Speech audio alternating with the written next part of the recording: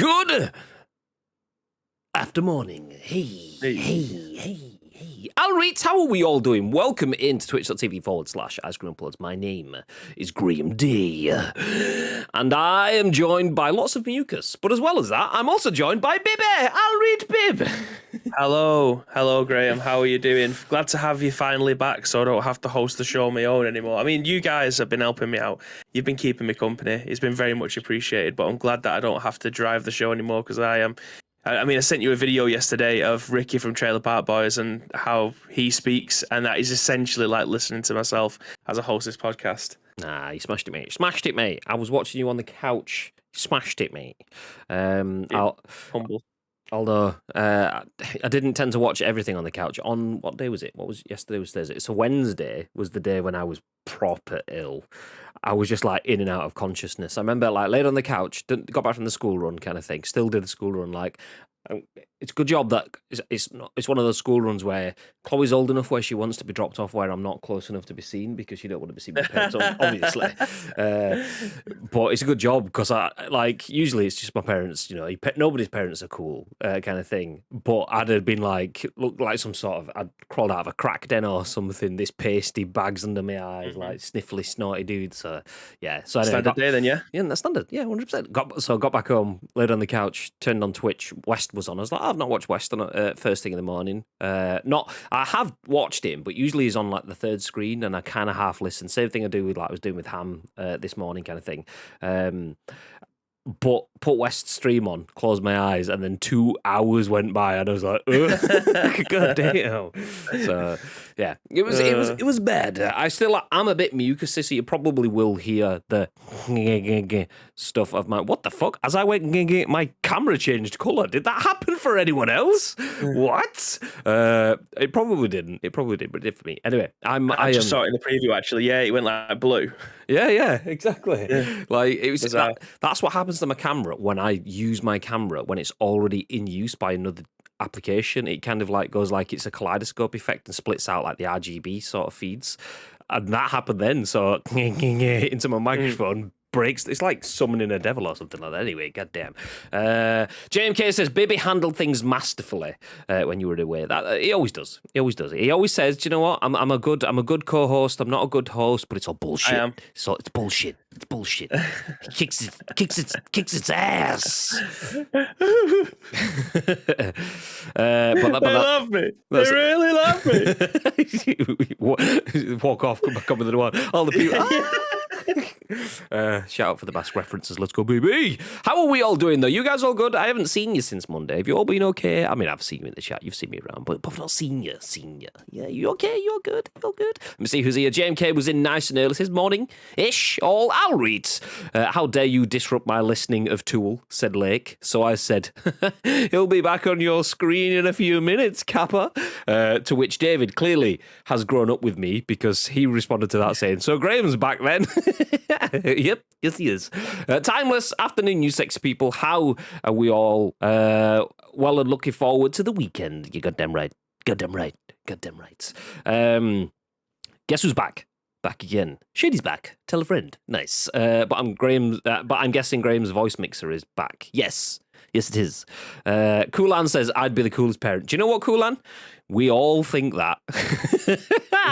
We all think that. I was cool. I was my like cool parent until a few years ago. I remember Chloe going into school and like doing the whole. My dad knows YouTubers, so kids will come up to me. Do you know the Sidemen? Well, it may be known that I've. And now I'm just like, oh, fuck off. No. Dad, can you just drop me here and not go anywhere near school, please? Thank you. So yeah, Coolan, I can relate. You will be a cool parent until you are not a cool parent. It'll happen. I mean, I like to think I'm still a pretty cool person, but to your kids, not so much. You're always dad. Where did we go to? Oh, you've seen me in my hat, baby. I mean, quality picture's timeless, by the way. I mean, not that you're not a beautifully photogenic person anyway, But adding an Ice Cream Uploads hat into the mix just makes anybody photogenic. So the fact that you're a beautiful man to begin with, throwing that in there, pow! There was a lot of you that posted pictures yesterday. Baby was handling it all yesterday, doing all the retweets and stuff. I was still like half vegetative state. But I did see Lotus, West, Timeless, Chucky. I don't know if there might have even been more, but everyone that was dropping pictures on social media, tagging us, we appreciate that very much. It does help us get the word out, and it shows everyone how cool those hats really are. I mean, we've been saying it for like 2 years because we didn't plan to make them for you guys, but we made sure they were good shit, because we wanted something that we would be proud to wear. So we made some good hats for ourselves, which we've then just made more of for you guys. So hopefully you like them. I mean, I may need to get a spare just in case. No comment. Can I ask you people in chat a question? Need a bit of help. This is usually where I go with it. Depends, because most people that usually ask that are bots, but we know you're not a bot, COULSON. So feel free, ask away. I know, right? I'm irresistible now, though. Bow, bow, bow. Tito says I don't have one. Has yours not arrived yet, Tito? Okay. I've been on sick leave for 3 months, didn't get money for 3 months as well. So finally, all the money comes in a big chunk on Monday. I don't want to promote that. I'm going to stream. Can you guys give me tips on good computer streaming, and if I need like capture card? And so sorry for the novel. COULSON, are you in our Discord? Because we have a section in our Discord. I can't look at it right now, but it's something like stream and tech support or something like that. Oh, it probably sounds... That is exactly that. It's exactly that, stream and tech support.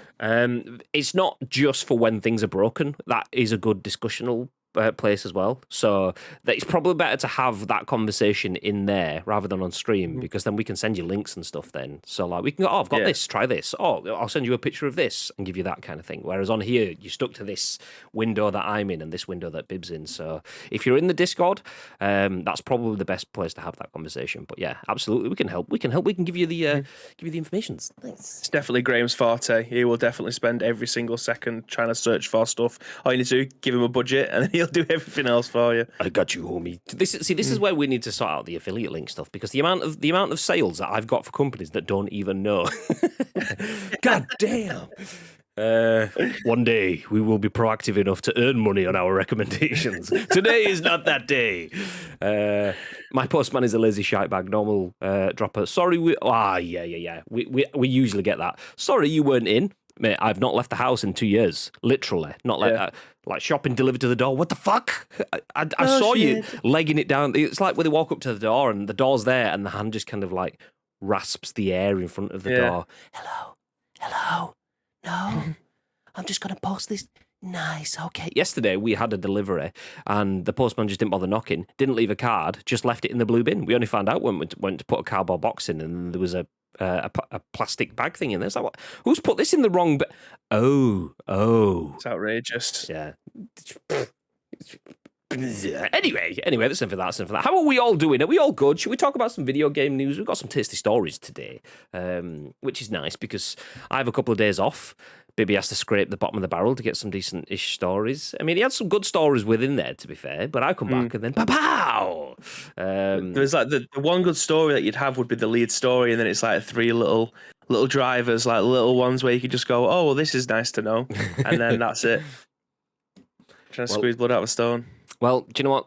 Speaking of squeezing blood out of a stone, that is a very apt phrase, because if you were marketing, PR, anything really related to Babylon's Fall, that's kind of what you feel like life would be right now.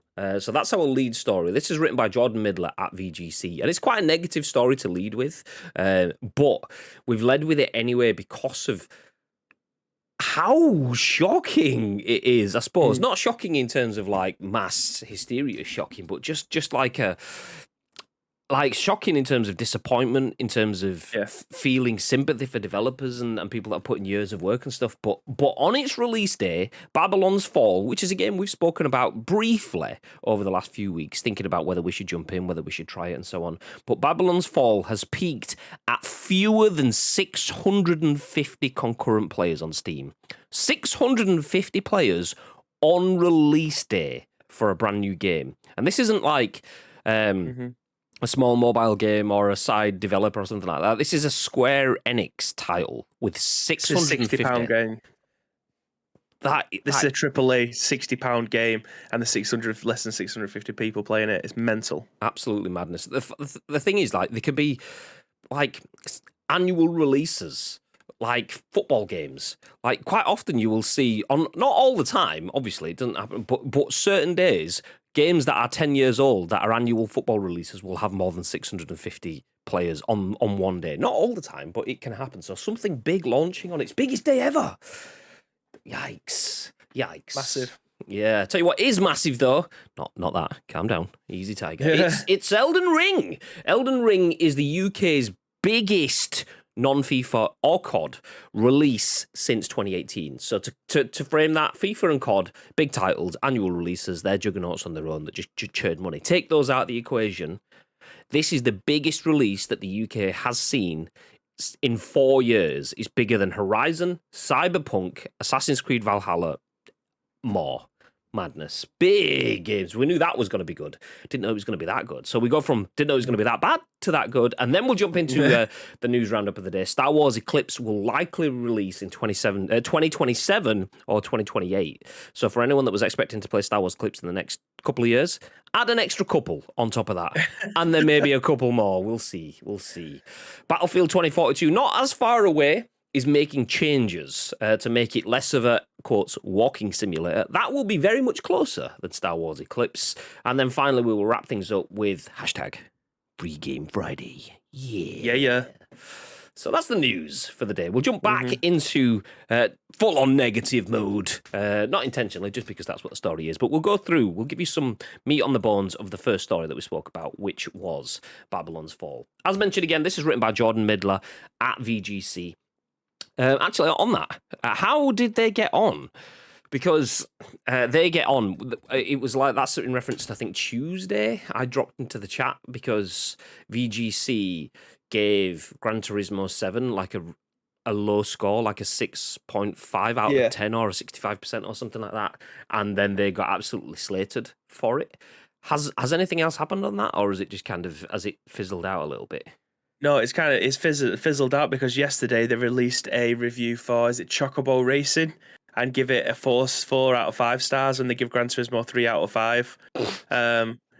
So Chris Scullion was just like, there's just no comparison here. Like, one of them's a racing simulator, one of them's an arcade racer, and I think the arcade racer is better than the simulation one. It's only second to Mario Kart in the kart world, and that includes things like Sonic Racing, Ryan's Racing World, and what was the other one?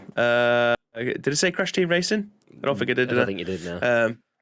So yeah, it's only second behind that. So people were actively looking forward to it, but it seems to be very middle ground. People aren't too pissed about it. It was expecting people to be like, "How could you give Gran Turismo 3 and then you give an arcade game a 4?" But yeah, it seemed to be okay. The winds of shit have changed. I did see Andy Robinson post something about it yesterday. I can't remember what it was, and I just give it a quick like, thinking, because you can see people making those comparisons. Yeah, but they all have 4 wheels, therefore they're exactly the same game. What? Okay. Which people would look at that as the same, though, wouldn't they? Regardless of what console it's on, what the graphical style is, and how it plays. Like Gran Turismo, you're not going to be getting power ups to try and disable someone's car, but they'll lump in into the same category. It's bizarre, but again, like I said, if it's on 4 wheels, it's a racing game, so you can lump Colin McRae, Grid, Asphalt, all of those into the same thing. Yeah, you made Twisted Metal. Rocket League. There you go. Okay, jumping back into this one then. So on its release day, Babylon's Fall has peaked at fewer than 650 players on Steam. The Square Enix title is currently outside of Steam's top 50 best-selling games. Imagine that. Only 650 people playing it, and it's outside of the top 50. What's the chances? So Babylon's Fall, the new hack-and-slash multiplayer game from Square Enix and Platinum Games, looks like it's off to a slow start on PC. The online game was released today on Steam and PlayStation consoles, and at the time of writing, is outside of Steam's 50 top sellers on Steam, peaking at fewer than 650 players on Steam on its release date, according to SteamDB. For comparison, another live game published by Square Enix, Marvel's Avengers, saw around 28,000 concurrent players at launch. That game would eventually be branded as a failure by Square Enix bosses. Another Square Enix game, Outriders, peaked at 125,000 players. The game, which costs 60 quid or 95 quid for the deluxe edition, currently has 18 reviews on Steam, which the service classifies as mixed. In reality, the reviews have been less than kind. One user describes the game as, quote, looking and feeling like a bad PS2 port with microtransactions. There are currently just over 3,000 people watching Babylon's Fall being streamed, making it the 81st most watched game on Twitch at the time of writing. While there are a few early reviews of the game, sentiment around around it has been negative, particularly from players and journalists who've played so far. Veteran Giant Bomb journalist Jeff Gerstmann, who's been in the games media for over 25 years, said, I'm having trouble thinking of a full-price video game that has made a worse first impression on me than Babylon's Fall. Wow. Quote, this game has a full court press of battle passes, premium currencies, and all this other stuff at launch that feels presumptuous in terms of the quality of the game and likelihood that people are going to want to engage with that. It feels very fucking crazy to me. He continued, there are just aspects of this game all over it that just feel pretty low rent. Babylon's Fall was first revealed in 2018 at Square Enix's E3 press conference. However, news on the game went silent following the reveal. It was then re-revealed at E3 2021, where it announced that the game would use the games as a service model, despite the fact it was launching at full price. Great. Platinum opened a new Tokyo-based studio in 2020 to assist in the development of live games, with Babylon's Fall being one of the first games produced in partnership with the new team. So, surprisingly, we have a live service game, a game that doesn't give you a story, a campaign as such in the box. This is stuff that you pay for the expansions, pay for the DLCs, pay for the skins, but you also have to pay for the live service game as well. That's painful. I mean, PUBG has just moved away from that because that's 4 years ago thinking. They've just moved into that 4 years later. Yikes. Okay. The worst, what was it? Jeff Gerstmann says, I'm having trouble thinking of a full-price video game that's made a worse first impression on me than Babylon's Fall. That sounds a little bit like Death Knoll comments to me. What are your thoughts, Pip? Yeah, I mean, I suppose that they have to compare it in. I know further up in the article, I'll come back to Big Jeff's point in a minute. But moving back up to in the article, they're comparing it to the likes of Marvel Avengers and the other game that they brought out, Outriders. Now, I understand why they're comparing them to those two because obviously they're made by the same people. But like, you can't put Outriders in that same category because Outriders was a Game Pass launch game, right? So everyone got the opportunity to be able to play it day one for free. Yeah, I say free. I'll put speech things. Air quotes. Yeah, it's air quotes free. You're paying a subscription price. You can download it. I think you could actually pre-download it as well. The technical term is actually not air quotes, but hand bunnies. That's what they're called. There you go.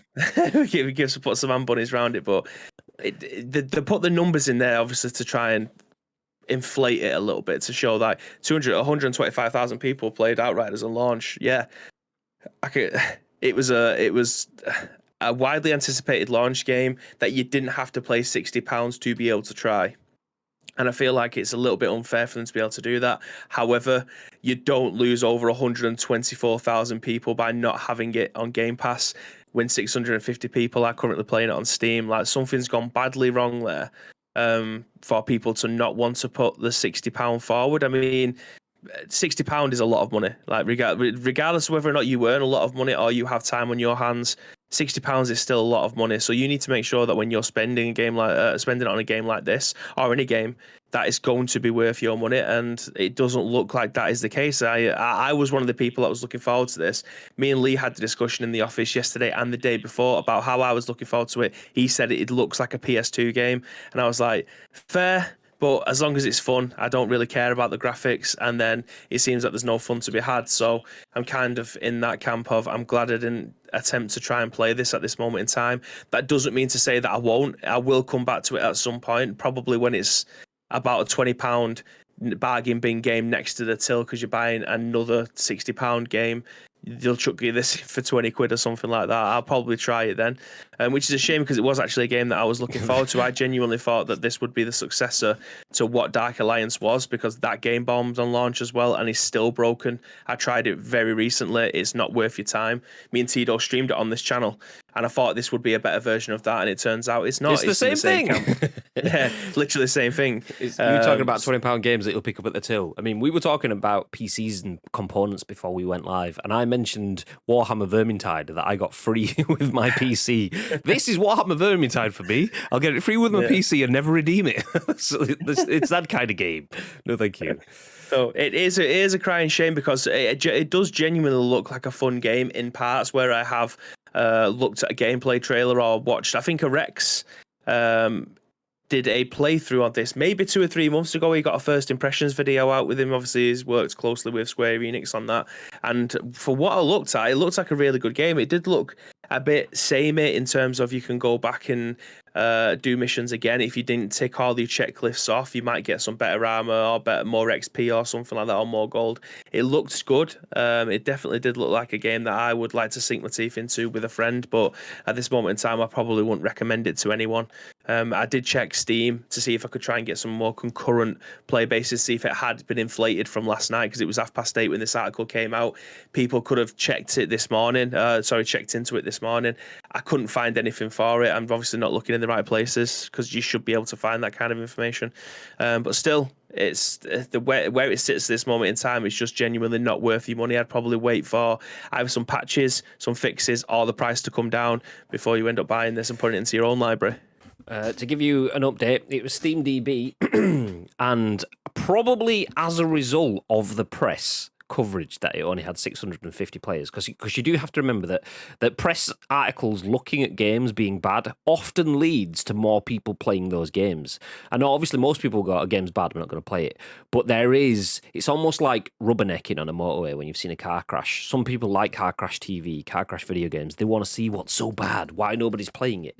So the number has almost doubled. We're at 1,026 concurrent players right now, as the all-time peak that was registered 5 minutes ago. So where it is right now, there is a slight little growth. Do you know, I can bring this on screen actually for you. So this is the graph. So that's where we are right now. You can see it's started to go up a little bit, so we're now slow, almost like long tail growth. It's not hemorrhaging, it's not spiking, it's just okay, because the numbers are so microscopic, they don't really that could massively spike, but at the moment it's still pretty consistent, but not in a good way. Consistent in terms of, if that's launch day, that's what you'd expect when your game's been out for 3 years and you've got like the hardcore players that love it and will just keep playing it every day. Not a game that's just come out right now, like minutes ago. So that's a shame. There's a few different factors here, because I'm a big fan of Square Enix as a brand. Some of the games that they've made, exceptional. But recently, not so much. Square Enix have got good components of a game with Marvel's Avengers. I want to point out that we played Marvel's Avengers. We were gifted that by Square Enix as well, by the way. So it should show that we're not biased to say that we didn't. There's not enough in that game for us to play through it on stream. Some people really enjoy it. Big friend of the channel, Bob Duck and Weave, he plays it all the time. Do check him out as well, by the way, if you want to see someone that plays Marvel's Avengers a lot. There's a lot of content in there that he enjoys, but for a lot of people, it's not what people wanted to experience in an Avengers game. They got the wrong developer to make the wrong type of game at the wrong time. And then if you look at this, it seems like it's the same sort of thing. So Marvel's Avengers was made into some live service thing, but it's not really live service done properly. So they made a game that could have been exceptional, go live service because there's potentially more money in it, and killed it in the process.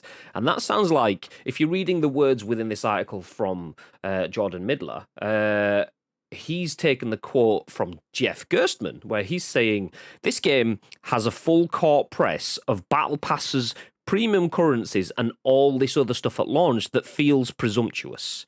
Basically, they think, oh, people are going to come in with their cash in their hands, ready to throw down. And no, that's not what happens. You get a game, you get people in, you inspire them, you give them some stuff. And then at the side, you subtly have this big war chest full of all these things that you can buy if you want to spend your money on it. Whereas they've gone in and it's almost like, yeah, we've got extra passes, we've got currencies, we can get this, and you can buy all this stuff. And people going, but why? Yeah.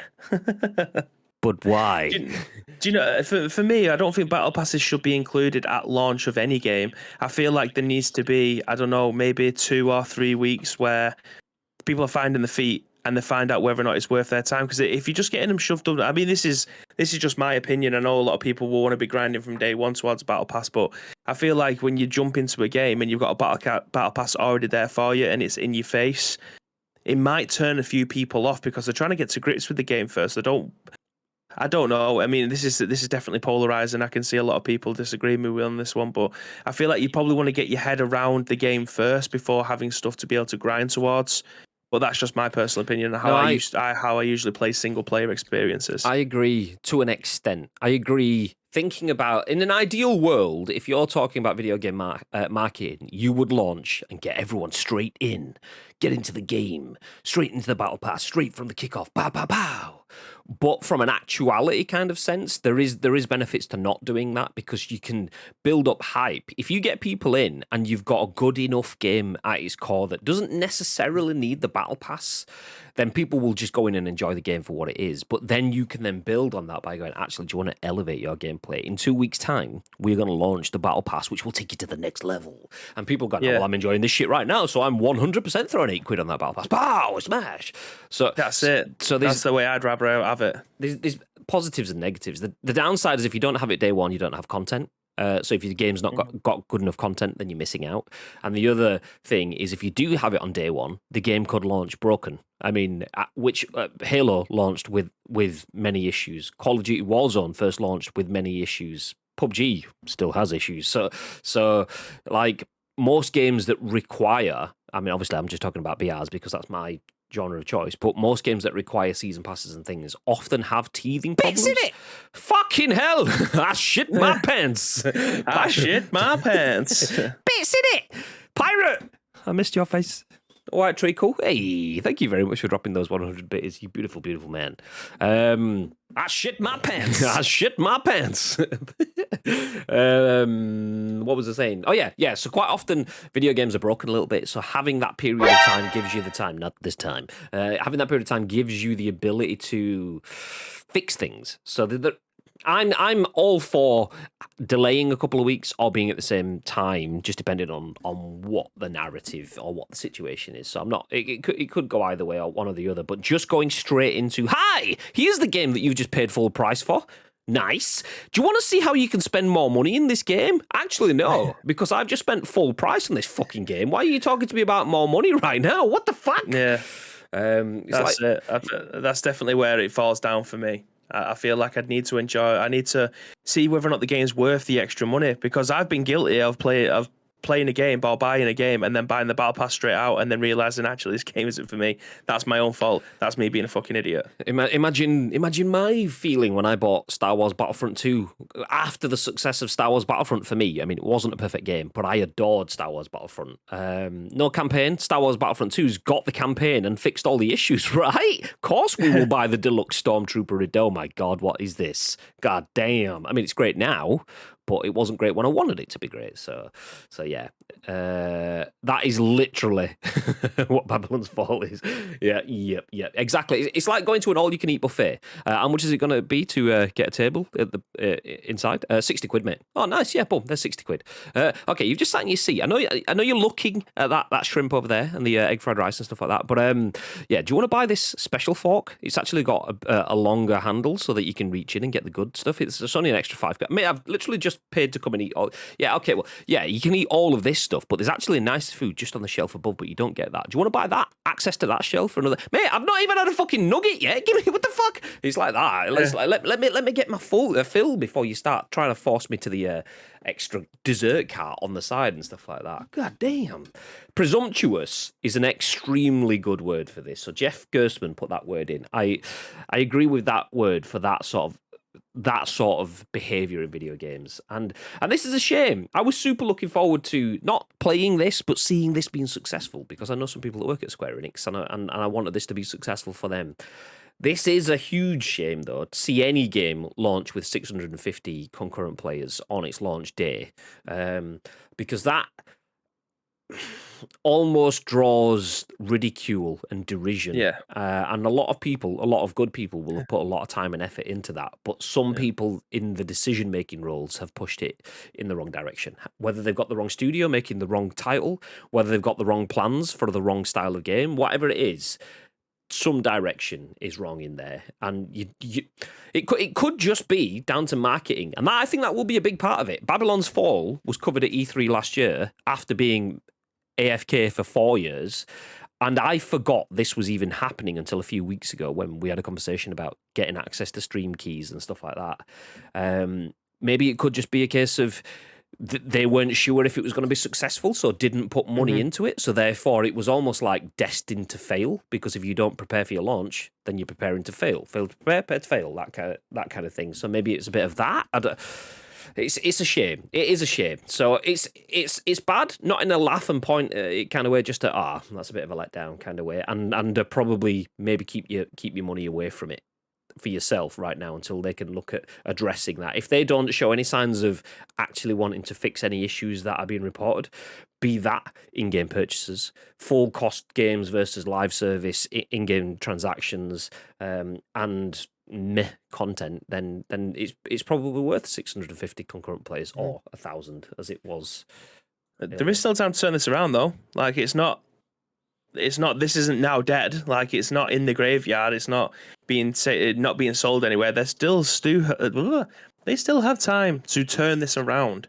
So I'm hoping that they end up doing. I don't know what it is that they need to do. Again, I've not quite played it yet.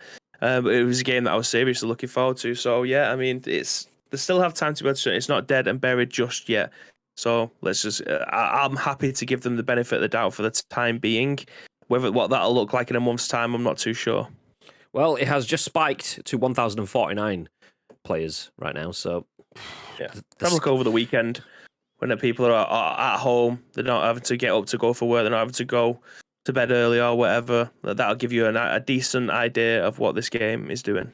I think the biggest issue, though, and this is a good jumping off point and jumping into the next story, is we're going to start talking about Elden Ring now. And for someone that's uninitiated like me, that sees Elden Ring and I go #Bibby game.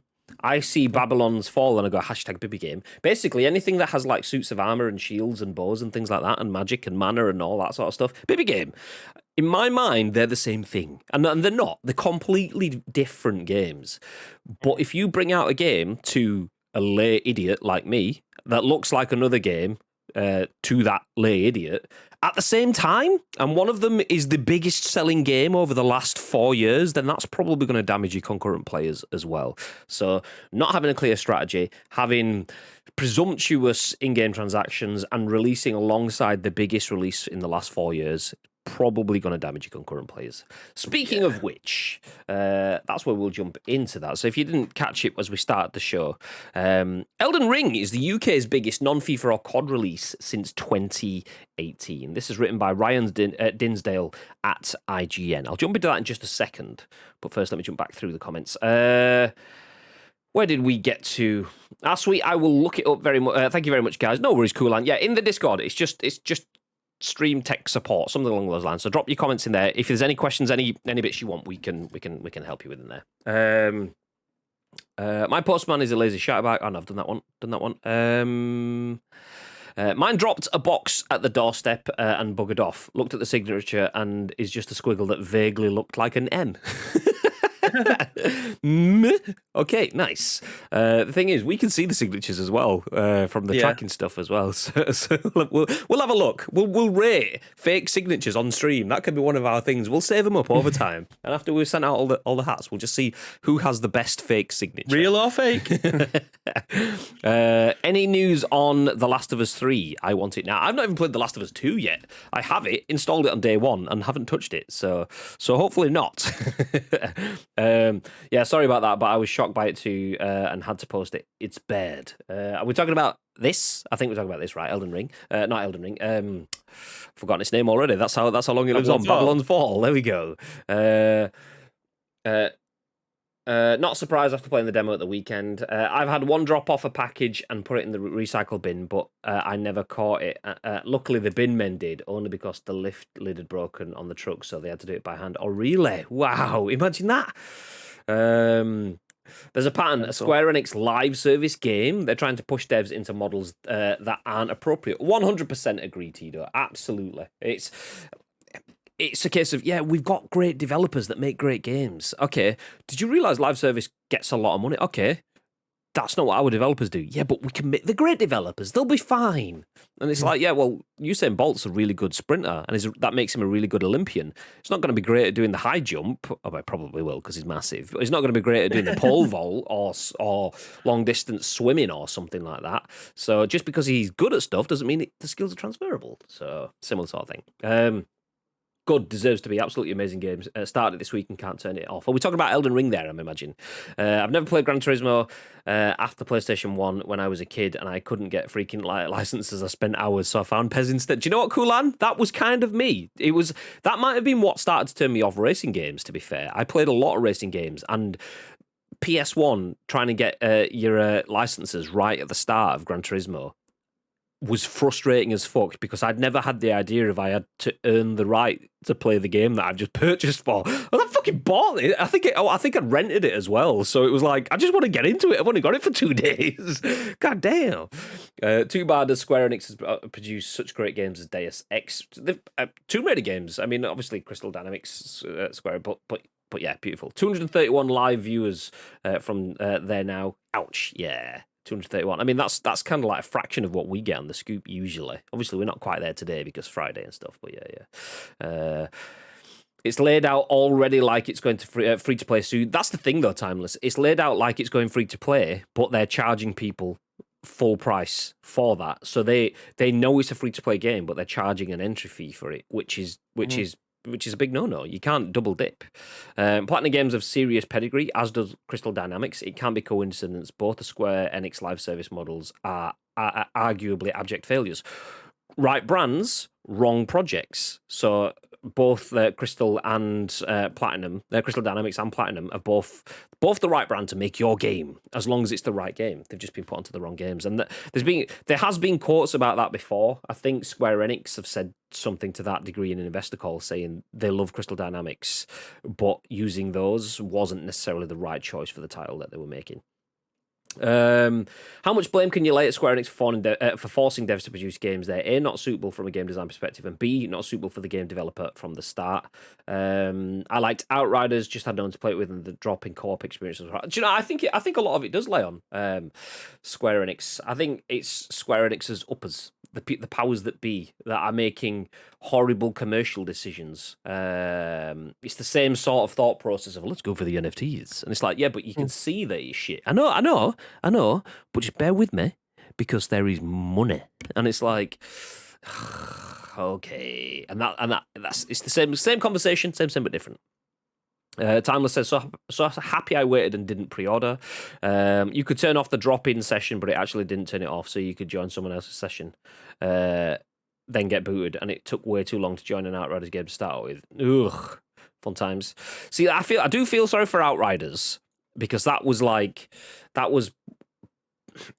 it might not be the most COVID-affected game out of all of them, but in my mind, that is the most COVID-affected game because that was the one that just started its hype marketing phase as they finish and develop just as all of the COVID situation kicked off. So they didn't have the luxury of time to get used to things and so on. And they did.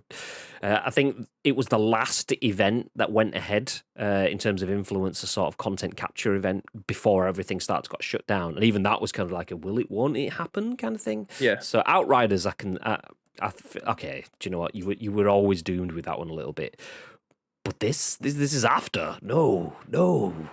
I disagree, baby. I hate when games launch, get acclaim, and then slap you with their microtransaction strategy. It feels scummy. See, I depending on how that works, I think it's the same sort of thing. It can be scummy. It sometimes it doesn't just feel scummy. Sometimes it is scummy, but it depends on how it works. As long as like I don't have an issue with microtransactions. Microtransactions is okay. This is a game that I want to enjoy for the rest of my life, and I can pay to play. Let's go. But microtransactions can also be. I know you're enjoying it, but if you want to keep enjoying it, give us the money, and that's when it's shit. Pokemon Go is feels like it's getting microtransaction-y for me, so I don't play Pokemon Go anymore. That's my kind of close example. Anyway, yeah. Picking up the pace. I'm sure games never used to have battle passes. For me personally, it doesn't keep me within the game. It's the gameplay surely. No, I agree. Good games don't need battle passes, but battle passes do offer alternatives. PUBG. Great example. Here's the battle pass. Here's the transactions. Yep, crazy release period for games. It's okay. Just one left now. WWE, baby. Can't wait. Yeah. Gran Turismo is excellent. Is Elden Ring really worth all of this hype? I don't like it. Games like Demon Souls, but many have wondered the same thing. Do you know what? I've seen so many people. What's the? It's from a series that I've not seen. It's an American comedy series, and there's a clip where, we're not going to work together, you and I. We're not compatible. But maybe this time, or something like that. And I've seen loads of people saying that with like Souls games. I don't like any of the Souls games. I've tried all the Souls games and they don't work. But Elden Ring has me feeling like, and then they share that meme. So, yeah. Anyway, okay, we'll pause chat there. We're almost caught up. We'll jump back into the article there. So it says, Elden Ring has bested the launches of Horizon, Cyberpunk, and Assassin's Creed Valhalla. Elden Ring is the UK's biggest launch game outside of FIFA and Call of Duty since 2018. Its first week on the market outperformed the launches of Cyberpunk 2077, Halo Infinite, Assassin's Creed Valhalla, and Horizon Forbidden West, according to physical and digital sales data from GSD, as reported by GamesIndustry.biz. In fact, it's the biggest non-FIFA or Call of Duty launch for the UK since Red Dead Redemption arrived in October 2018. Horizon dropped down to second place this week, followed by FIFA 22, Grand Theft Auto 5, and Pokemon Legends Arceus. Elden Ring has dominated the gaming conversation since it launched on February 25th, growing in popular, I'm sure that should be popularity, day after day on Steam, and becoming one of the best reviewed games in modern history. Some wackier stories have come out as well, such as players using Nintendo Switch's Ring Fit controller to defeat a boss, and a streamer's Twitch chat taking control while he slept. It's even got its own candy. I'll stop there. They gave it a 10 out of 10 review. Nice. So, Elden Ring, babe, are you jumping in? What you saying? Not anytime soon. Again, I'm not really playing anything at this moment in time. It just genuinely is time. That's what I've just not got on my side at the moment. The time that I will be carving out will be tonight, live on twitch.tv/AshkerWalls. We'll continue our playthrough yet again of Skyrim. Can you believe it? 10 years on. Speaking of games that I have got time for. But I mean, it's nice to see a game that gets all the hype and what's something that people's looking forward to and actually delivering. I mean, there has been a lot of criticisms of this game on PC and how its performance has took a nosedive. But for everything else, it seems to be well above board. I mean, they're rolling out patches to try and make it a bit more playable on PC. But even so, the people on PC are saying it's a decent game still. There's just a lot of things that need to be tweaked and sorted out right now. So it's nice to see that a video game that people have been looking forward to, something that's been hyped for the longest time, has come out and people are enjoying. Yeah, I completely agree. Not for me. I've jumped back in and watched a few extra streams this week, and I say that I mean minutes. Going, yeah, it's just not for me. It probably would be if I played. Not probably would be. It probably wouldn't be, but it probably have a better chance of holding me if I was playing it. But seeing it doesn't. It's one of those sort of things. There's certain games that some people just aren't tuned to watch, but could play. I don't know if that is this for me, but it's probably got more chance of hooking me if I'm playing it. When I'm watching it, I'm just seeing like hack and slash swipes and then numbers popping up and then things dying and turning into little gold clouds that people then kind of like consume as their sort of. Where's the fucking C4? Where's the bridge camp? Someone get me a Car 98 with an 8x scope, please, baby. But yeah, but. I am super hyped for the people that are feeling this, and it's good to see so much positivity around the game. Brace yourselves, the negativity will come. It always does. It always does. I mean, rewind 6 months, New World was the savior, and then obviously the content died out and so on. And this is probably going to go the way just because of the erosion of time. Time and familiarity is one of the biggest killers of any games. That said, for a game to launch after 2 years-ish of massive hype, I remember when Elden Ring was being given like the accolades of like most hyped game, and there was all sorts of articles. I think we may have covered an article or something on the Scoop which summarized basically me, and it was like, the fuck is Elden Ring? Where did that come from? And it's the most anticipated game. I never even heard of it. What are you on about? And then all of a sudden, boom. So clearly it wasn't on my radar because it's not my kind of game, but it's doing everything that it's meant to do. So to be the biggest launch game within the UK in the last 4 years, and this is at a time, like I say, when we've not been starved of games. We've had fucking tons of games over the last 4 years. We've had tons of games over the last 4 weeks. So to smash all of that, huge. And Cyberpunk, yes, obviously, it didn't stick the landing. Yeah. But it still shifted a lot. Then you've got, obviously, this mentions Assassin's Creed Valhalla. I wouldn't have put that up there. I would have put that as a big game, but probably a top 20 game, maybe. But not even top 5, top 10 kind of thing. Horizons and the God of Wars and things like that. That's when you're thinking, okay, Elden Ring, third party. Halo Infinite, platform leading first party. God of War, platform leading first party, and it smashes all of those. So huge. GG's. No one ever talks about Valheim anymore, do they? Well, exactly. Where's that fallen off? Yeah. Where's that gone? It's just sat next to New World, just on the bench outside. Like, fuck. Seen that Elden Ring, then, yeah? It's been a hot minute, and we haven't heard much about it. But again, I don't know if they're in a bit of a lull waiting for the new expansion to come out. Don't know where. I haven't really played it, so again, it's just sat there somewhere in the ether, waiting for something. It's interesting to see. Like, do we think Elden Ring could be that? Possibly, but do we think it is? I'm not sure, because whilst Valheim was successful, and whilst New World was successful, it was a different kind of success. It was successful almost like the thing with the internet and the thing with gamers and the thing with us nerds is that we like our cool thing that we know that we've got in our secret groups, and then when it bubbles out into the worlds, some people like, look, let it shine, let it flourish. Some people are the equivalent of like, name 3 songs on you want to like it now because it's cool. You didn't even care back then. Gatekeepers, but like Valheim and New World didn't really get to the point where it could be gatekept because it got massive across gaming communities, but didn't really break out into the mainstream. Whereas Elden Ring, if it's beating Red Dead Redemption, which was heavily mainstream, then it's far and away bigger than that. So do we think this could be sat on that bench outside in 6 months' time next to Valheim, next to New World, thinking, oh, the next one of these games is coming out now? So yeah, I think this will go on to bigger and better things. I don't know how much DLC it may get, but I feel like it's at this moment in time, it feels like it's too big to fail. Yeah. It's on that roller coaster and it's not even starting to dip yet. It's still climbing. It's like a quarter of the way up, in my opinion, at this moment in time. I feel like the people who have bought this maybe last week still haven't got round to playing it and talking about it properly. I feel like when games come out like this, you probably need like 2 or 3 weeks because it's so relentlessly difficult.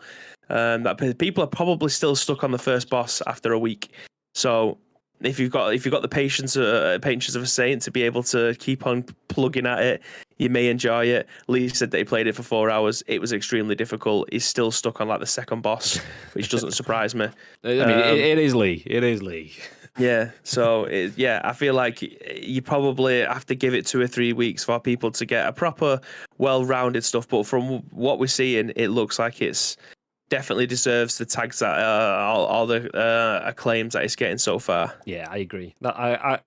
It has to be, right? Surely, I agree. It seems like the trajectory that it has been on, it's earned and kept with all the way through. Valheim was almost like one of those, wow, here it is. And then New World was almost like, oh, it's Amazon's go, let's go. But then once you've got past this was a surprise. And it's like, oh, okay, well, they didn't really have a long-term plan yet for Valheim. It's not bad, but just needed a bit more. Okay, we'll come back when you're finished. And then New World was kind of same sort of thing, but with a bit more Amazon swagger as it strolled in. Whereas this was always, it's coming. It's like Game of Thrones. Like the North knows the war is coming. The cold is on its way, and you can. It's fucking. When is it coming? Like 12,000 seasons in now, and the war is still not here. Elden Ring was like that, but then when the war actually came, it was like, fuck, damn. Okay, this is good shit. So it launched to 10 out of 10 reviews. So it had a big build up. It stuck the landing. I see this sticking around a lot longer than those. So. Do you know what? Tell us in 6 months whether we got it right or wrong. You can do. Feel free to clip it, come back. Let us know. If we got it wrong, it was Bibby's fault. He said it first, and I just agreed. Great. I mean, if we got it right, then absolutely, I'll lead Bibby into giving us that answer. Nice one. Let's go. Who delivers the hats? That's the question. Hermes has a love of leaving shit outside my house when I'm not in. PS5 included. Yikes! Or ringing the doorbell and sprinting the feck out of there by the time I get to the door. There is no middle ground. I mean, to be fair, you're lucky that you ordered a PS5 and it was only left outside the house. I've seen Hermes leave parcels on roofs of houses before, so you're okay. You did okay. Tina says Royal Mail. Naked Neil says, fuck Royal Mail. Taking too long. That's an interesting one because I was talking to Neil last night. Like Neil still hasn't got his, and obviously Timeless and Manny, FIFA content creator. They aren't in the far stretches of the world from Neil, and they both got theirs yesterday. So Neil's postman's just chilled somewhere in a park with his feet up on a stack of ICU hats going, nah. Mr. Naked Neil, nah, he doesn't need clothes, he's naked. We'll take him that some other time. Love a good battle pass, says Bacon Chin. Yeah, missions, dude, right? How we doing, Bacon Chin? All right, treacle. Timeless says Elden Ring is amazing. I am playing the Scoop from Twitch, says Lake. Big games. Yeah. Bibby doesn't need Elden Ring, he has Skyrim. Goddamn. To be fair, I completely forgot that Skyrim was called Elder Scrolls earlier on. Bibby mentioned Elder, and I was like, did you mean Elden Ring? He was like, no. I was like, oh yeah. Only the fucking game that you've been playing every day on every platform, including your Samsung smartphone for the last... Just look out the window. Yeah, it's still beautiful out there. It's still beautiful. A bit snowy. Still beautiful. I keep jumping to this view to see it, but I'm in the way. God damn it, Graham, get out the way. Boop, there you go. Yeah, it's a bit frosty out that window, babe. Ooh. Yeah, it does. Yeah, it looks good. I mean, it does actually look a little bit like a window, doesn't it? I just need it to be a bit more square, and it'll look like a bit more like a window. But yeah, it's looking great out there, Graham. Still, I'm gonna full on get green screen set up. So do you know when you were green screened and I put you on the shelf behind me like a little elf on the shelf? I'm gonna put me on that hill next to that dude on the right hand side of that picture. I'll come stroll. Is a bike Nietzsche's a bike seat sniffer. Nice. I'll come strolling in like the dock when he's just the name. It's Graham. So yes, Elden Ring is the UK's biggest non-FIFA or COD release since 2018. Not surprising. It's done everything that we expected and everything that people wanted it to deliver on. So nice. If you want to release a good game, then that's what you got to do. That's what you got to do. Nietzsche is a bike seat sniffer. I'll read. Nietzsche, welcome in. Postman's wearing the hat whilst making deliveries. Fucking fly, motherfucker. Where did we get to? I have FIFA if I want rage-inducing gameplay. That's what world-renowned streamer Pure TKC said about Elden Ring. Good to watch, but not keen on playing. Oh, see, I was the other way around. I was more like I'd rather play, but I didn't enjoy watching. I probably like it's one of those things. Like I will play most games, and once I'm playing it, I'm like, yeah. I turn it off, and I'm like, where's PUBG? And then that's it. I never play it again, kind of thing. So it's probably going to be one of those for me if I ever do touch it. Bibby, I haven't got time to play games like Elden Ring. Oh, by the way, watch me play Skyrim tonight. One of the biggest fakes of the last 10 years. Love you, Bibby. Elden Ring is amazing. Been playing it the last few days. It's excellent. Likely will game of the year unless Breath of the Wild 2 releases this year. And I'm a Souls veteran. It's a very, very accessible. It's very, very accessible compared to them, but it is hard. That's what she said. Oh, yeah, forgot God of War is due this year too. Tina says Valheim had a new update recently. Apparently, it's still decent. Frost Caves or something. Yeah, that's what Bibby's got outside his window, right? No, yeah, it is. Watching my friend play it on stream, and it's just as fun to watch as it is to play. But remember, Valheim was developed by a very small team, New World by Amazon Games with a huge team. Yeah, exactly. So that's what I mean. And that was kind of the difference, as Valheim had that, shit, it's a surprise, it came out of nowhere. Whereas Amazon was almost like, shit, it's made by Amazon, it's got everything. People like the underdog story, Valheim, and the big dog story, New World. People like a bit of both. Sometimes you can be successful because of one or the other kind of thing. Obviously, you still have to have good product at the base of it. PUBG tomorrow morning, Graham. Damn right. It could be a long one tomorrow as well, depending on paternal duties. Don't know what Chloe's plans are, so I need to sort out what Chloe's doing tomorrow. But other than being an actual parent, Danielle's abandoning me for a hen do, so we could have PUBG day. So we'll see. It might be a day where we chop it up. I might do the morning, then drop off, take Chloe for some food or something, and then jump back on again later on. If Chloe goes, do you know what, Dad? I love you, but I don't want to spend the day with you. Fuck off. Then we might be on for the day. We will see. We will see. Who knows? Nice cat, baby, says Nietzsche. It is nice, isn't it? The flat peak. That's nice, yeah. Yeah, it's fantastic. Good gear. I mean, this one's been through the mill. This is 2 years old now? First edition, 2 years, baby. Yeah. Yeah. I think I might need an upgrade at some point because it's feeling a bit tatty. So I might just, nip into the studio, grab one. I mean, Nietzsche's replace it with this one. Got a flat peak, right? Sign this one. Yeah. He's got one, yeah. Yeah. Now called a bib. A boo-boo is a bib. Tell you what would be a bib or a boo-boo. Making a Star Wars game and releasing it in 6 fucking years. Wouldn't be a bib. It wouldn't be. It'd be fine. If that's what you need to do, if that's the time you need to make the best game that's ever been made in the Star Wars universe, that's fine. But it has to be that. The reason I'm saying that is because Ravi Sinha, I'm assuming that's how it's pronounced, Sinha, do you know what? We'll go with Sinha, like John. Nice. Okay, that's enough of that. Ravi, I was called him John Cena then. Ravi Sinha at Gaming Bolt says Star Wars Eclipse will likely release in 2027, 2028. This is a rumor. So announcing the title early hasn't resulted in development talent being attracted to Quantic Dream, as per insider Tom Henderson. So even with an impressive debut trailer at the Game Awards 2021, Quantic Dream has been facing issues with the development of Star Wars Eclipse. According to insider Tom Henderson, the main purpose of the trailer was to attract talent for development, and it was still about 3 to 4 years off from release. However, sources told Henderson in a new report on X-Fire that it hasn't had the desired effect. That means it could release around 2027 to 2028. Obviously, for those of you like me that don't quite know what year it is, it's 2022, so that's 5 to 6 years away. The studio's jobs page indicates 67 open positions, many being fairly recent, and for its Paris studio. However, by using archive.org, Henderson found that the published on date for several listings was being manually updated. Some are actually fairly old. For example, the position of senior level designer for the Paris studio is listed as published on February 28th, 2022, but seems to have first gone live on June the 28th, 2021.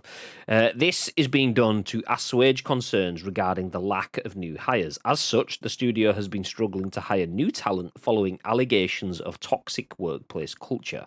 How things will work out in the coming years, especially with other issues like the game's scope and engine limitations, remains to be seen. So, we got to see an exceptional Star Wars trailer for Star Wars Eclipse. Turns out that's not the finished product, or so this seems. That was a recruitment advertisement. Hey, look at this game that doesn't exist until you come and join us and make it. What's that? You don't want to join us? Oh, fuck. Okay, we didn't think that through. God damn. So, yes. Interesting. For those that don't know, Quantic Dream is the developer behind Star Wars Eclipse, and it's had a lot of conversation over the last couple of years about the workplace, about how they've been treating their employees, and it's not the only place in the industry, but it's been incredibly toxic. As a result of that, people don't want to go work for them. So they have committed to make a very high-profile game, don't have the talent, and are struggling to get the talent, which means that a game that we would like to play in 3 to 4 years could be 6 years away. What are your thoughts, babe? Yeah, I mean, with stuff like this, where you have a place where people don't want to go and work, or it's a job that you might, you've got a job there that the position needs to be filled, but all the things that are around it just don't make it worth your while, or don't make it an interesting position, or a position that you would like to work in. Sometimes you've got to, I'm just trying to think of a way to put this. Sometimes you've got to pay more, and you've got to try and make it, again, I'm trying to find the word for this one, appealing. You got to try and make it appealing, potentially, by giving people, like, if the job that you're advertising for is, I don't know, 30 grand, pulling it out of thin air, I don't know what, just a generic job position as a game designer. I don't know how much they usually pay, but say 30 grand. But you work at but the place that you potentially might be going to work for is known for having the most horrendous staffing above you. Your bosses are an arsehole. The CEO's all right, a pervert. You've said that a few times. God. Of course, they are this. I'm going to change the people's names in this just to protect them from any kind of kind of court case.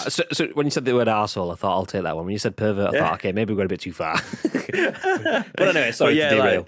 The boss is known for all the wrong reasons, shall we say, to entice people to be able to come to your position.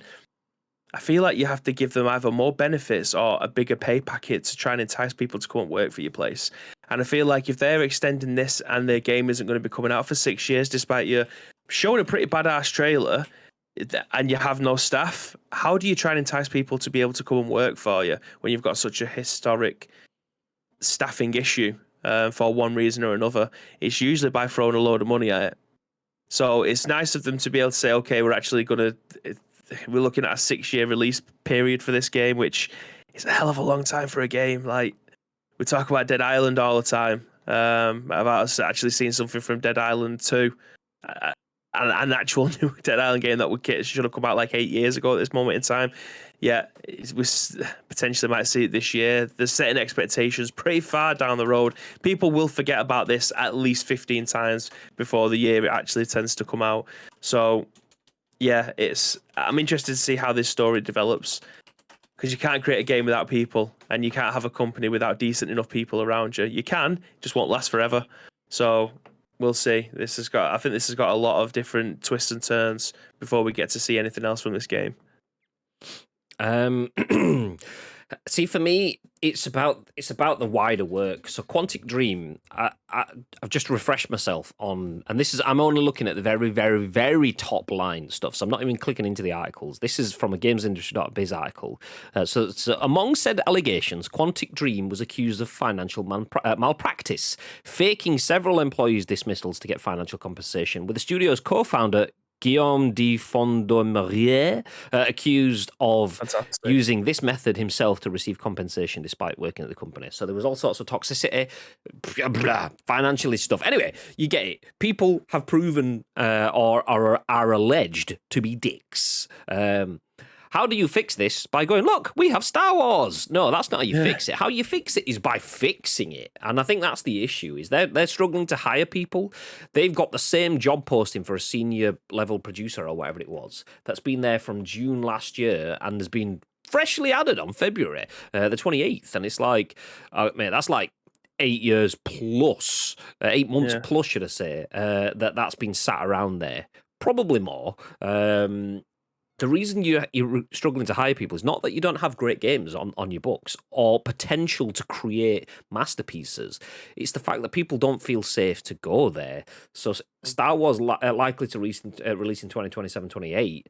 It's very possible because Quantic Dream are almost doing the head in the sand sort of thing. There is none of this, how we're going to fix this. Or if there is, there could be. I haven't looked, but the fact is that it was put into my eye line that they were shithouses.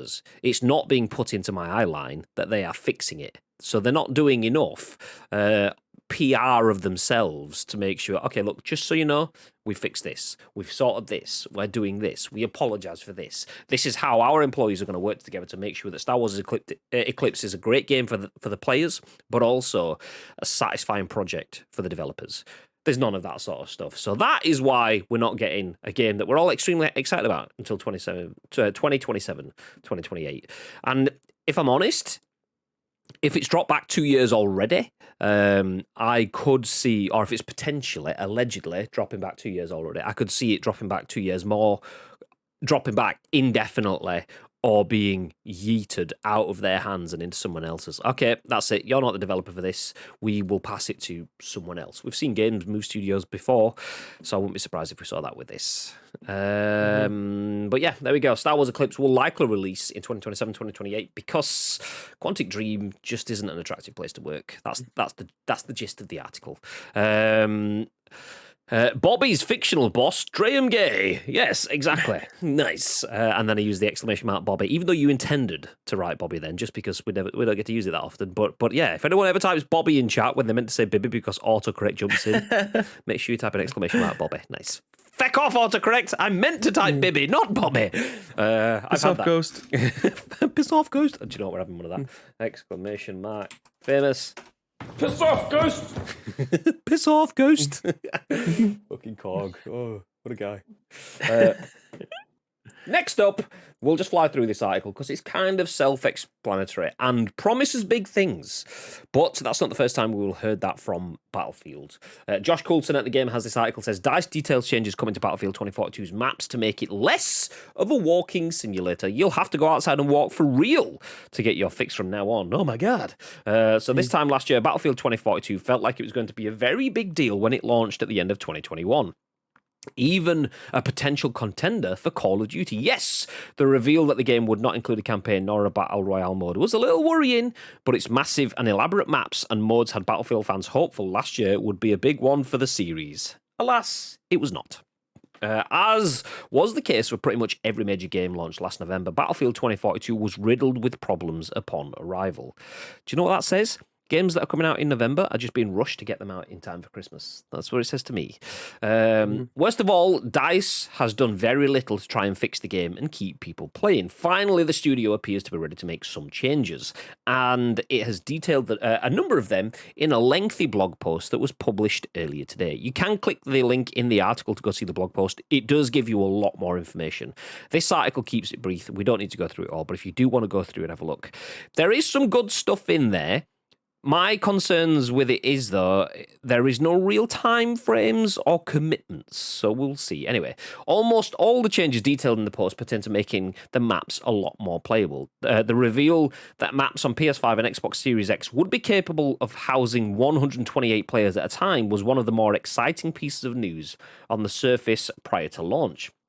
However, the sheer size needed to incorporate those numbers has had some players describing the newest game in the Battlefield series as more of a walking simulator than an action game.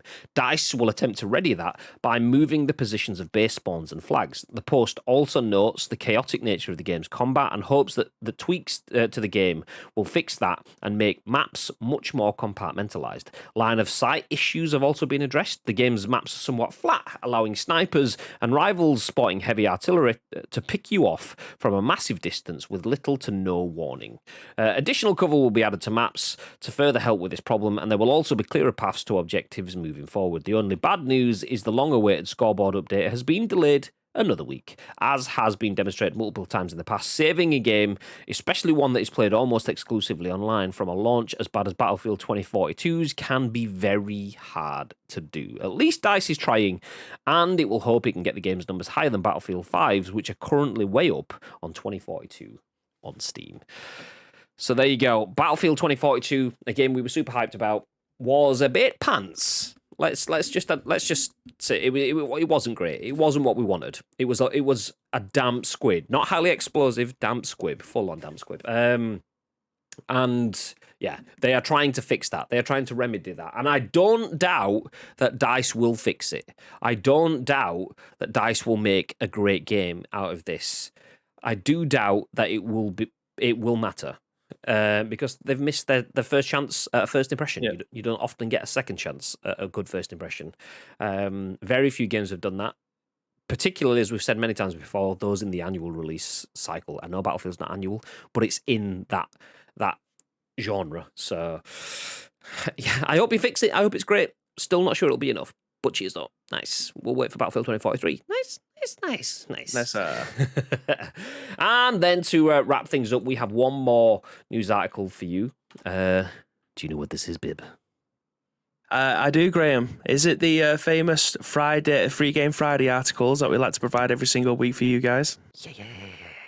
Yeah.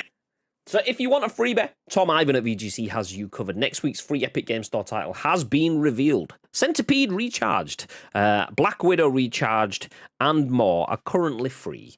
So as of next week, Cities Skyline has been confirmed as next week's free Epic Games Store title. The city building game will be available as a free download from Epic's PC Marketplace from March the 10th to the 17th.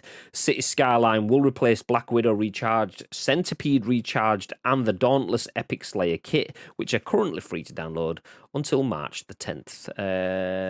Epic gave away a bunch of shit last year. Nice. Don't need to go through that because it's always the same sort of news. So yeah, if you want something, if you're into world building, you've got a PC, then City Skyline is free.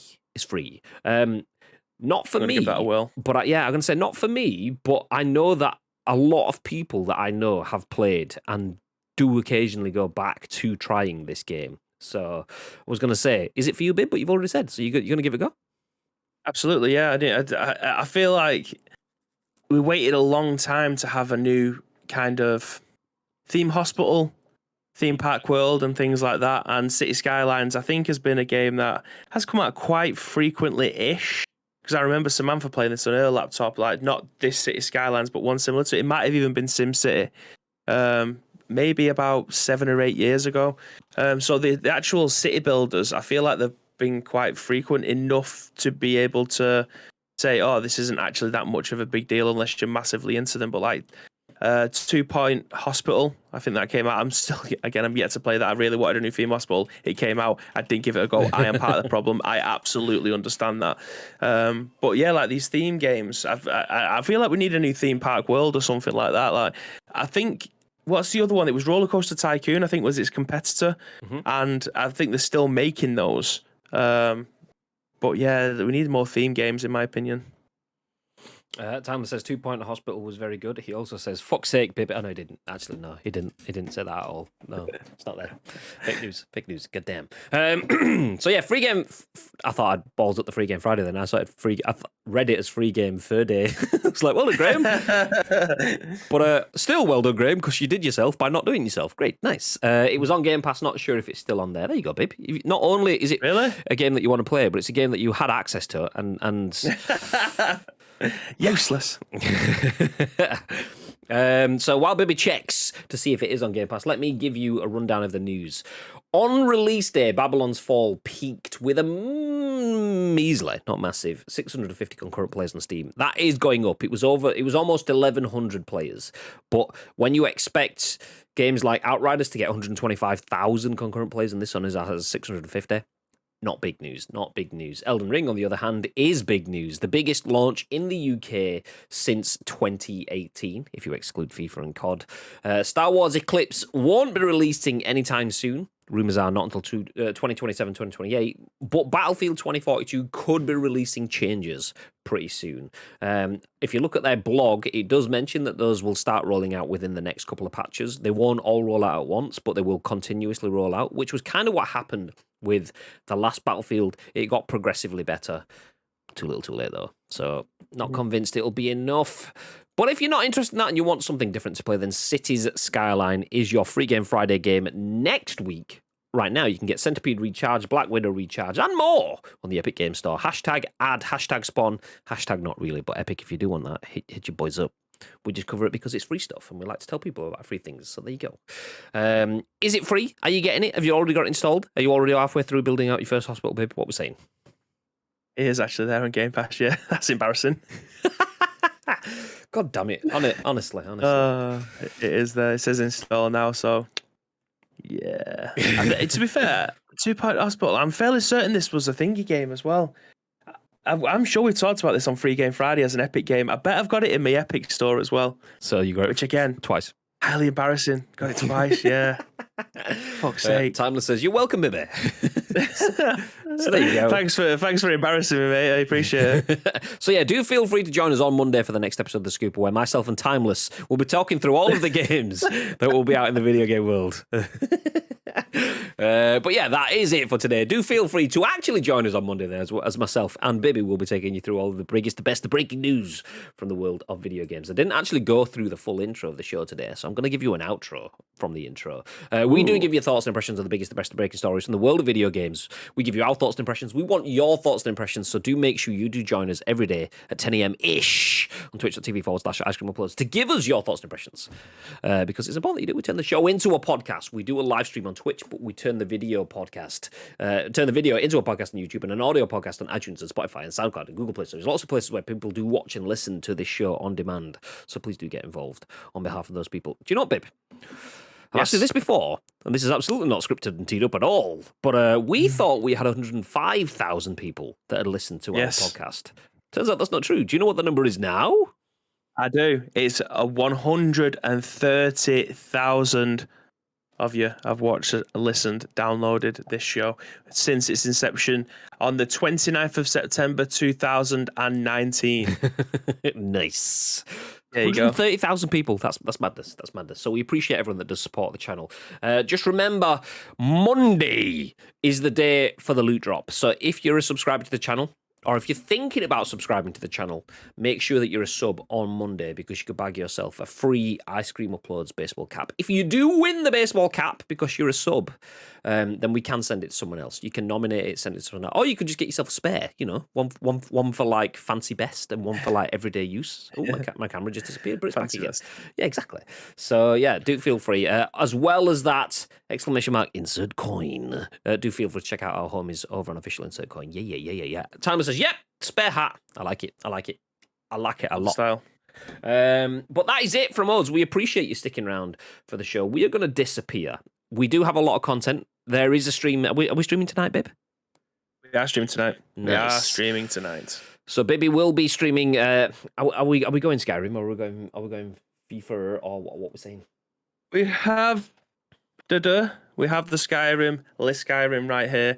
And I'm going to test this afternoon. I might even go live for like 10-15 minutes this afternoon at some point, just to make sure that everything's as it should be. If not, it'll have to switch to FIFA again. But as it stands, after I've updated my OBS, after I've updated the Wavelink software, after I've updated everything else, it seems to have fixed the issue. That doesn't mean to say that when we go live, everything won't fall over again. Because I thought I'd sorted it out last week. Yeah. So I may end up going live like for 15 minutes or so this afternoon, testing a few games out. So we'll see. We'll see, love. Timeless says, change your plans, babe. 2-Point Hospital now? Question mark. Fair. So yeah, Bibby will be streaming tonight. I will be streaming tomorrow. Potentially long stream, potentially double stream. Could just turn out to just be a normal stream day. But either way, we'll have PUBG fun times tomorrow after Bibby plays games tonight. And then, we'll be back with more scoopage. We are going to disappear. But before we do, Mr. Bib, is there anything you'd like to add? There is. again, thank you very much to each and every one of you that has joined us for the 5 episodes of The Scoop this week. We very much appreciate it. But if you want to help shape next week's shows, there's 2 ways that you can do so. First of all, find us on social media. It is at Ice Cream Uploads across all major social media platforms, or alternatively, get involved with our Discord. All the links that you require will be listed either in the chat now or in the description below if you are watching this or listening on any of the on-demand services. But all we need from you is the URL plus your thoughts and impressions. We will then give you our thoughts and impressions on the very next show, which will be at what time on Monday, Mr. Graham Day? Well, that, my friend, will be at 10 a.m. Ish. Ish. 10 a.m. ish, mate. So yeah, we will see you 10 a.m. ish on Monday for the next episode of The Scoop, and we will see you tonight/tomorrow for some weekend fun times. Until then, have yourselves a beautiful day. Oh, he is. Oh no, that's a nade. Move away, Timeless. move away. Oh, shit. Thanks for the nade, Timeless. We appreciate that very much. He is Timeless. He is inevitable. Do feel free to check Timeless out, as well as all of our other friends. We are going to drop a raid. That's what I was about to say. Speaking about checking our friends out. Oh, the Triggermeister is live. So we are going to go check out the Triggermeister. If we all go over to Lotus, do us a favour. When you drop into his stream, just type rat-tat-tat. Do that however you want. R-A-T-A-T. R-A-T-A-H-T, whatever you want, whatever. Just rat-tat-tat-tat-tat. If everyone could just type that into his channel. Pokemon. Yeah, exactly. Rat-tat-tat. Well, this is what you type in. Listen. So feel free to type that into his chat. That would be very, very much appreciated. So yeah, stick around for the raid. We will make him happy because we'll drop into his stream, and you will also get some channel points to spend on our channel for going along with the raid. It's at least like 250 sprinkles, I think, for a raid or something like that. So make sure you stick around for it. Nice. Think. All right, darling. How you doing, love? Need some games soon. GG's. Have yourselves a beautiful weekend, though. We will see you for games tonight/tomorrow. Until then. Stay frosty.